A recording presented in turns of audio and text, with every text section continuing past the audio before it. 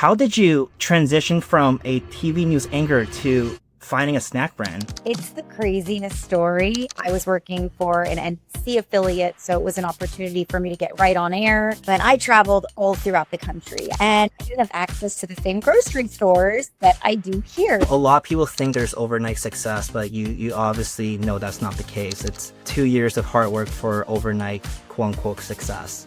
Exactly. And I think you wake up the next day and that milestone is behind you and you need to look forward to what's ahead. A lot of them are wondering, like, how do I even get the capital to start, or like, where do I even start? You know, that's really the big question.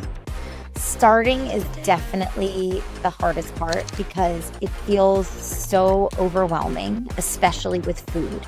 How you prepare yourself to get into retailers, because for a lot of brands, the retail journey is not something that you can do tomorrow. I would say for most part, unless you have prior agreements with the retailers, you can't just get in. What was your strategy? So I threw a ton of bags in my big backpack, went door to door. I was like, you need to try this product, it's the best, and just drops it off. And that's how I got into a few independent stores, really focused on doing samples there. I would also go into the stores and ask people, working behind the register for the manager, ask them, what's the email of the buyer. When it comes to a smaller store, even a small chain where there's 2 or 3 locations, you will be able to find the person who makes that decision. And if you're persistent, they should be able to give you a chance, I hope.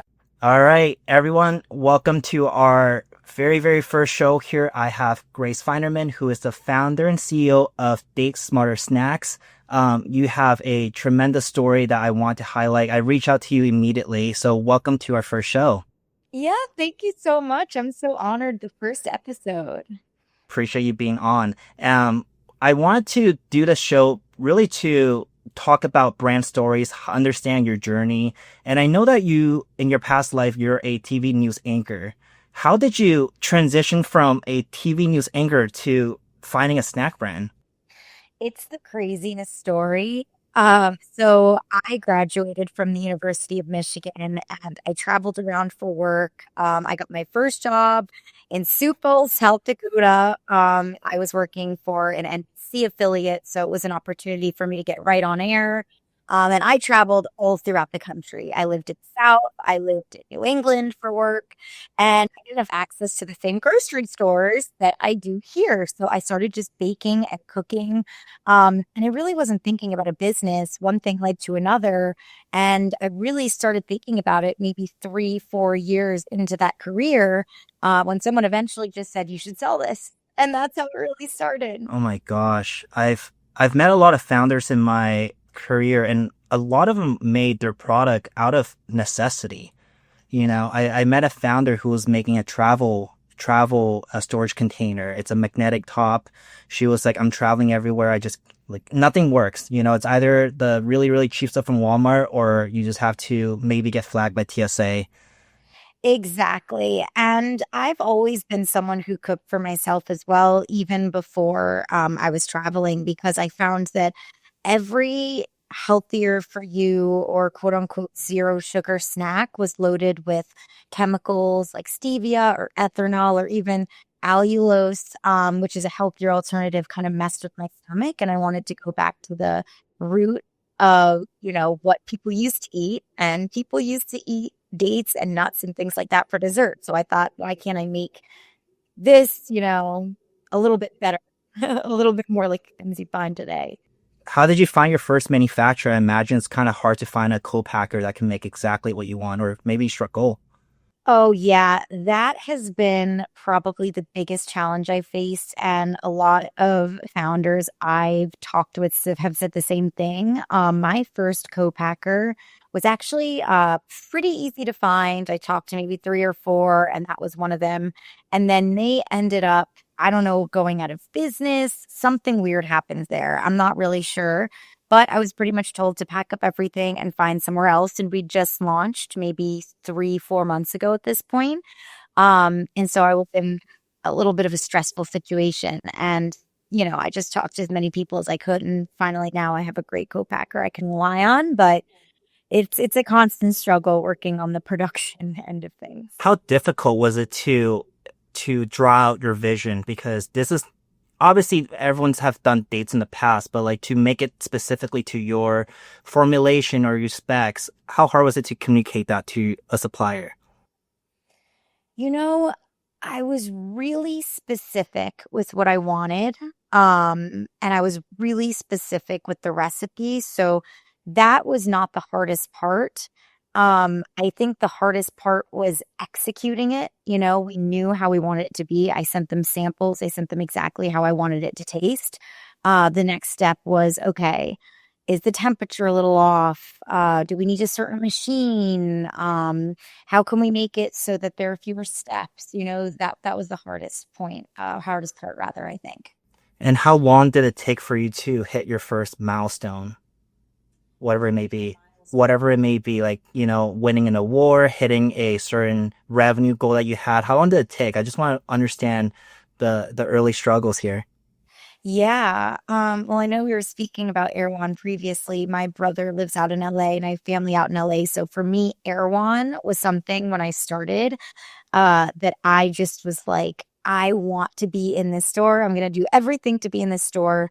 We launched in late summer, early fall of last year. We were in Erewhon in the spring. Um, so that was pretty early. Erewhon was our biggest account at that point. You know, before that, I was just in some independent stores. But that was a milestone for me that felt really personal because I grew up going to before it was Erewhon, it was another health food store that was there. And I know recently Erewhon really grew and I witnessed that growth and witnessed the hype around it. So that was a super cool personal milestone.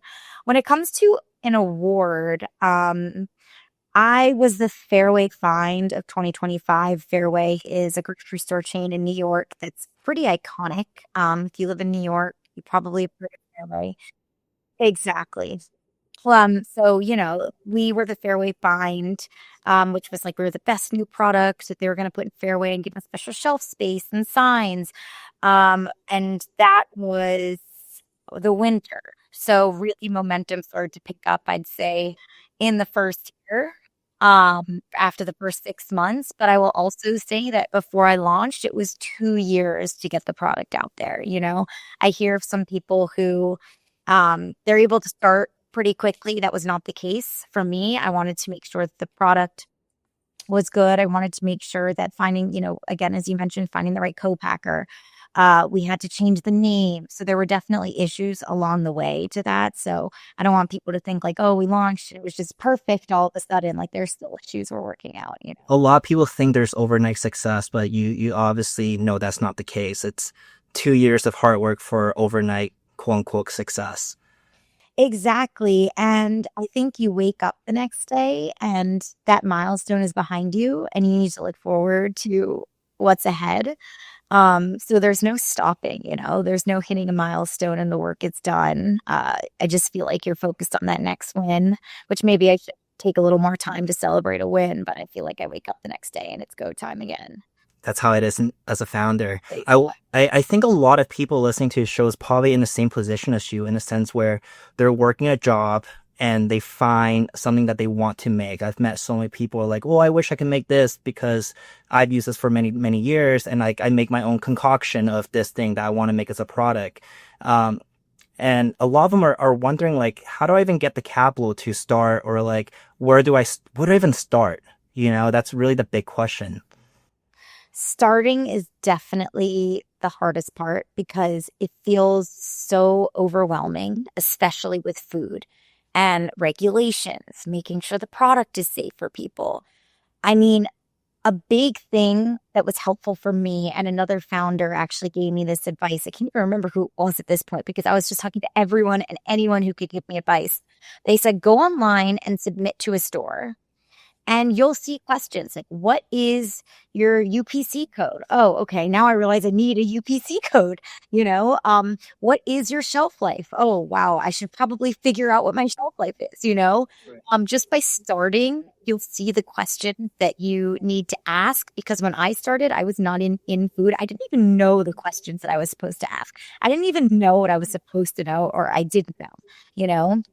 Another thing too, I feel like in CPG, it's uh become really fun to talk about how much money you raise and all of that. And I think that that can be a slippery slope. I think that just, growing slowly, starting in a couple stores, obviously, you can raise money down the line, but just making sure that you're focusing on your velocity too, not how many stores I'm in, 400 stores. Okay, maybe focus on the velocity in the first 10 stores you're in. Make sure it's selling well. Go give out samples.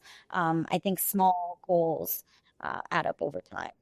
As you're getting into more of these stores, are you recognizing that the high degree of quality that they're looking for, even the compliance checklist that they have, made you a little bit appreciate the other brands that are able to get into it a little bit more? Because I know Erewhon doesn't accept just anyone, right? I know a lot of these stores, they have a huge standard that you have to meet. Does that make you a little bit more appreciative of, the brands that you buy?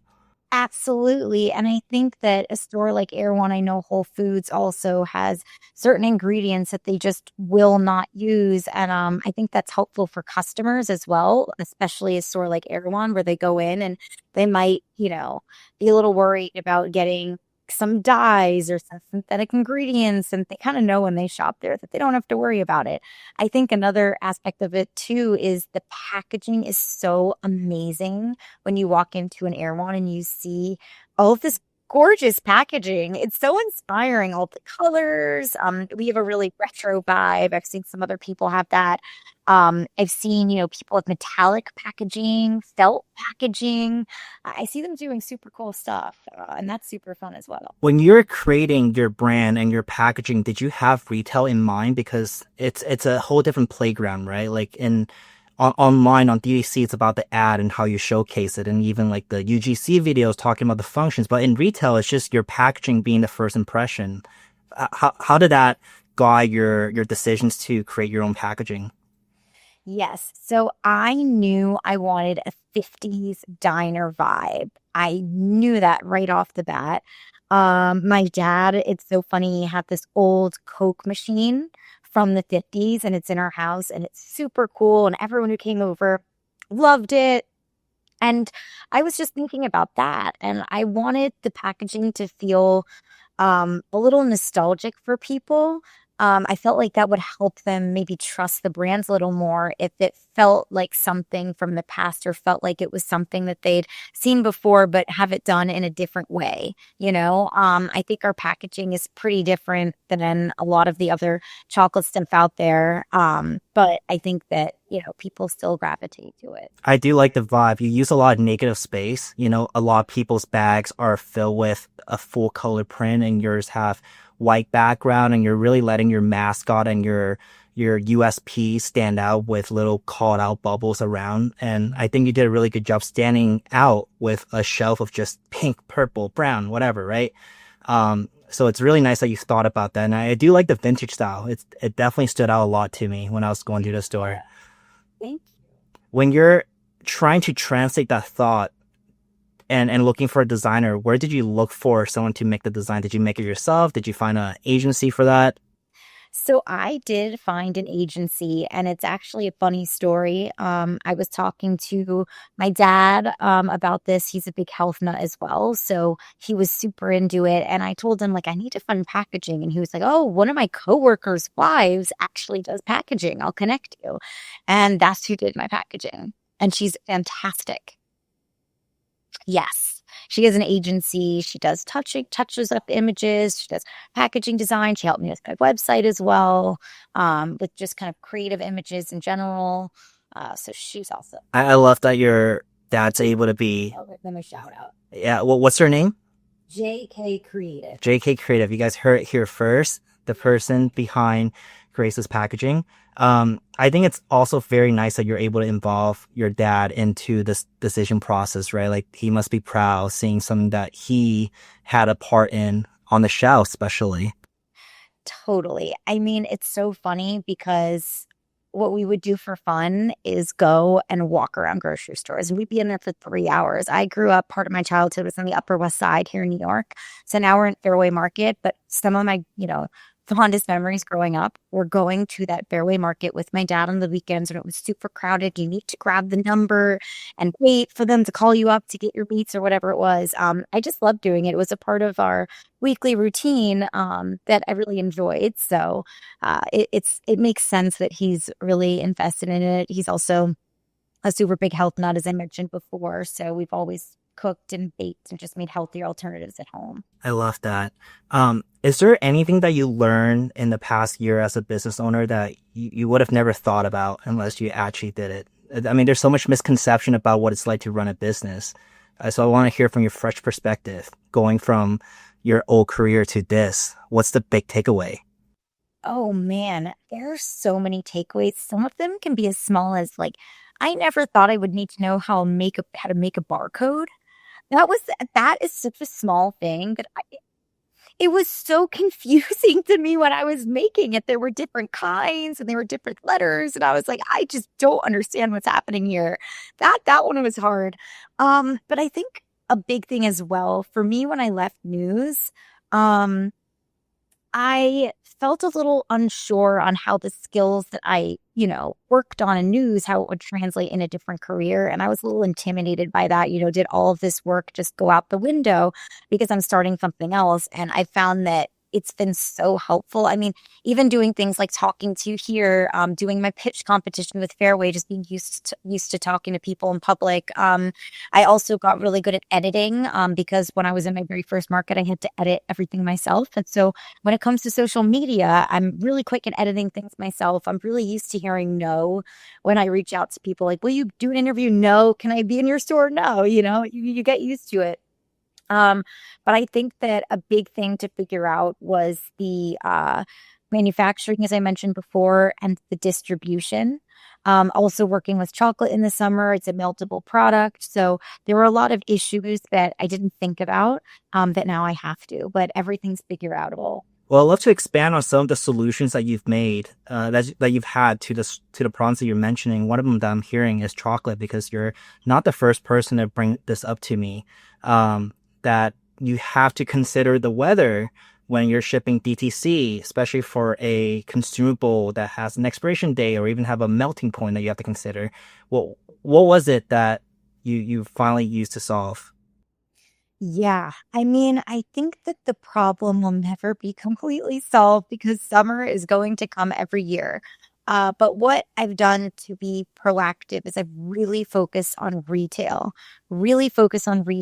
because shipping direct to consumer is really tough and really expensive in the summer. It's definitely something that's great for marketing, great to get people to try, great to send to people to try, but I could not rely on D2C wholly. So that was one way of being proactive about it, but it's something that we're still going to have to figure out as we go. Yeah, it probably doesn't make sense for you to have an ice pack, but although I have heard some companies that, We do put ice, we put dry ice and we use an insulated box and we do 2-day shipping. So that's the way we can get the product to people perfectly. But to do that, it is very expensive. So unfortunately, customers do have to pay for shipping. And we might raise our costs a little bit this time of year just to make sure we're making money. that makes a lot of sense. I've actually heard of my girlfriend's a pastry chef, and Oh, she recommended this. I'm not sure if it's a preservative or not. I'm gonna find it and email it to you after, but it's something they can add in your chocolate mix to raise the melting point. And it has been helpful for my other friend who was selling Dubai chocolate. Um, Part of that craze, and it helped a lot during the shipping process. It's all natural. I'm gonna send it to you after this call. oh, please. I would love. Hopefully that'll be helpful for you. Oh, that would be great. Thank you. And I really love to hear that a lot of your skill sets transfer over from being a, anchor over to pitching people, selling people, even taking no's. Because a lot of people in your position are probably thinking, man, I'm working this job that I went to school for. I have all these things that might just go down a drain if I start something. And starting something is quite nerve wracking. Is there anything that you did in the early process to at least calm your own nerves? Oh man, I wish I was better at it. Honest, I let it really eat at me for a long time. And I was just like, what am I doing? Is my life a mess? And then some days I'd be like, wow, this is so exciting. I'm feeling great. I heard this on a podcast, so I'm not going to take credit for it. And um pretty much the person said they were an Olympic runner, and I can't remember what their name is right now, but they said that when they're going through life, they like to focus on a rule of thirds. A third of the time, it should really suck. A third of the time, it should be great. And a third of the time, it should just be you going through the motions a little bit day to day. So I try to think about that in my life. If I have a really bad day, I'm like, okay, this is to be expected. It means that you're growing. It means that you're facing problems that you need to solve. I mean, life would be pretty boring.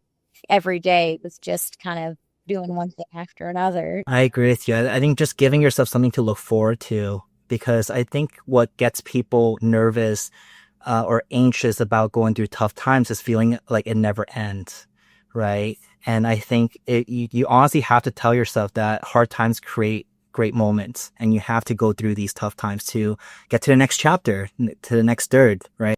Yes, I don't know what it is about the human mind, but whenever you are going through something, you really do think it's going to last forever.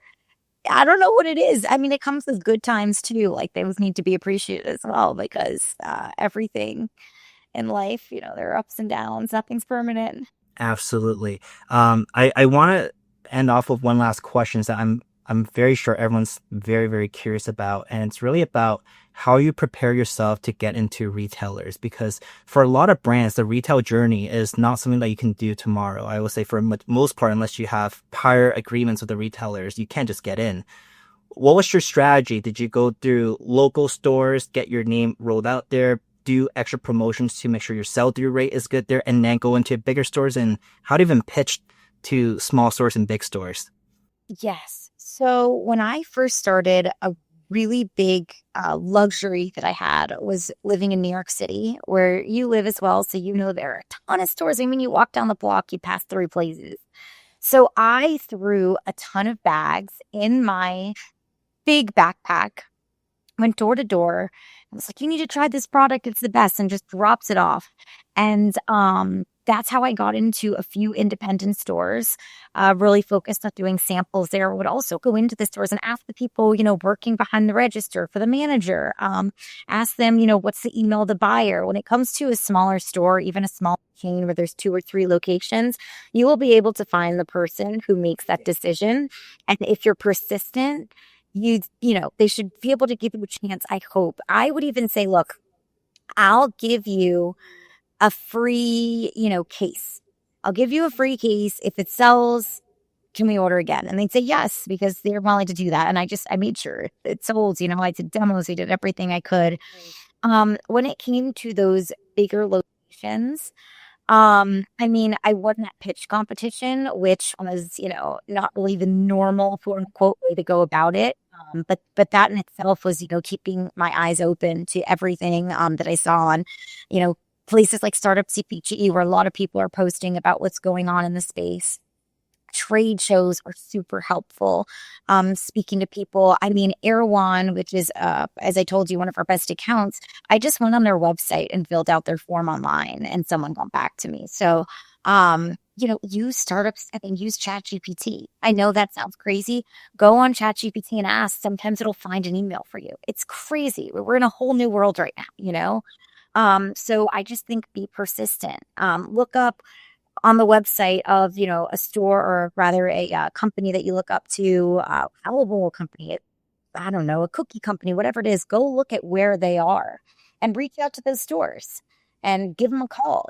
I think that's such a good idea. That's an incredible idea. It reminds me of like one of the strategies that I did when I developed products was I would go through my competitors' reviews on Amazon, and I'll look through their 2-star reviews, their 1-star reviews, to look at what are people unhappy about, to guide my directions for how I want to develop the product. So I was in beauty, and we were doing, eyebrows, lashes, and whatnot. So I'll look through every other brand, look at what people are frustrated about. Oh, it's not water resistant enough. It smudges, whatever, right? And I'm like, okay, clearly people care about these stuff to write a review for.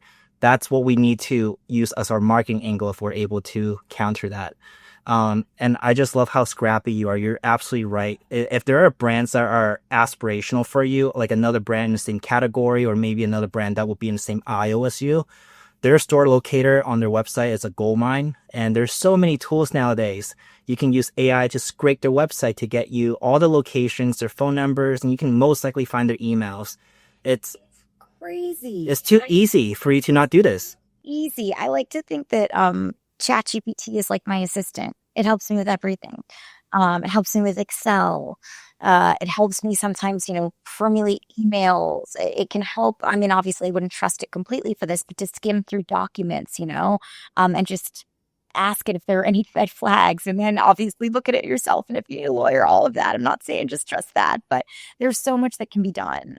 The internet's really a game changer. And I think every founder need to leverage these tools, because if you aren't, your competitors are, and they're going to move so much faster than you. They're going to move at lightning speed. And, in this category for snacks in particular, you have to move speed. You have to get the market share. This has been so wonderful to learn your story. I love learning about the way that you thought about the brand, the vintage style, the way that you went about getting all those stores and even getting to Erewhon, which congratulations. There's also a new grocery store called Happier Grocer, if you've seen it. We're in there also. No way. It's the best. We're awesome there. That was one of the very first stores I got it, actually. They're like a New York Erewhon equivalent, right? Yeah, people seem to call it the Erewhon of New York. I mean, there's a great hot bar, a ton of cool, trendy products, definitely healthier for you. There's a smoothie bar, bakery. So yeah, it's a great location. No pun intended. Happy for you. That you're able to get into these. But this has been very, very insightful. I'm very glad to have you on our first show, first ever episode. So exciting. And I will come back to you on what is that ingredients that my girlfriend used for their chocolate to help with the melting point. Oh, please. I'll send you an email after this. Oh, that would be amazing. Okay, and then I'll share in our description your website where people can find you. But like she said, Happier Grocers if you're in the East Coast, Fairway, Erewhon in LA. There's so many you can find, and I am gonna go pick up a bag now after this call. Thank you, Grace, for joining us, and really, really appreciate you being on the show. Yeah, thank you. I appreciate it.